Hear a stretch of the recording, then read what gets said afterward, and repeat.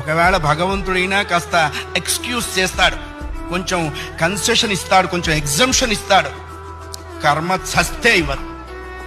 1000 ఆవులు 1000 దూడలు ఉన్నాయి. దూడల కట్లు విప్పాం. ఏ దూడ దాని దగ్గరికి వెళ్ళి దాని తల్లి దగ్గరికి వెళ్ళి సరిగ్గా ఆగుతుంది. కర్మ కూడా అంతే. అవశ్యం అనుభోక్తవ్యం కృతం కర్మ శుభాశుభం. వండిన అన్నం తినలేకపోవచ్చు, చేసుకున్న కర్మని అనుభవించక తీరదు. చాలామంది కొన్ని అనవసర మాటలు మాట్లాడుతుంటారు. బ్రతకదలుచుకోలేదు, చచ్చిపోదాం అనుకుంటున్నా. చావునేటువంటిది ఏదో ఏటీఎం కార్డు పెట్టంగానే డబ్బులు వచ్చినంత ఈజీ అనుకుంటాడు. నువ్వు అనుకోంగానే చచ్చిపోతే నువ్వు చేసిన కర్మ అంతా ఎవడు అనుభవిస్తాడు?